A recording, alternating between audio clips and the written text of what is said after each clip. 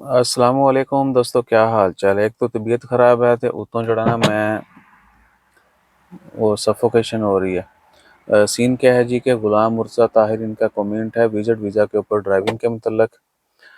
My friend can come by visit visa, yes he can come, he have Omani driving license, great, he can stay here of course and drive by having visit visa, yes he can drive, but generally people can drive only rent a vehicle or either if they own that vehicle। ठीक है जी।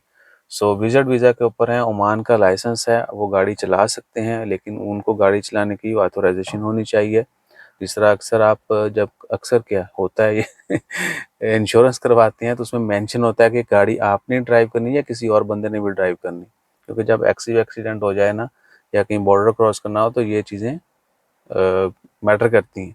सही है जी। बहरहाल क्या कि अगर उनके पास visit visa है और ओमान का लाइसेंस है और वो वैलिड है तो वो गाड़ी बिल्कुल चला सकते हैं, लेकिन 99.9% ये होता है कि वो रेंटा व्हीकल जो है वो चला सकते हैं, या अगर वो ओन करते हैं। बहुत सारे मुल्कों में आप प्रॉपर्टी चीज़ें ओन कर सकते हैं, लेकिन उसके बाद प्रॉपर रेजिडेंसी भी होनी चाहिए। हाँ, अगर आपका ये मकसद है कि जी वो इधर विजिट वीज़ा पे आएंगे और कमर्शियल गाड़ी चलाएंगे तो फिर वो मुश्किल है।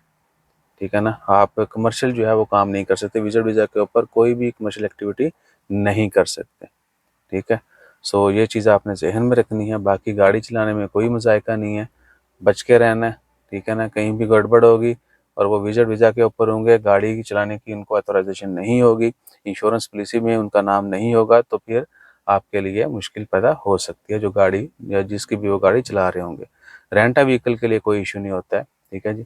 और ये ऑलमोस्ट पूरी दुनिया में सेम है, बेशक आपके पास इंटरनेशनल लाइसेंस हो, लोकल हो या उसी दूसरी तीसरी। जिस तरह बहुत सारे लोग लाइसेंस वैलिड होता है, कैंसिल चले जाते हैं, विजिट पे आते हैं, दोबारा वर्क पे भी आते हैं।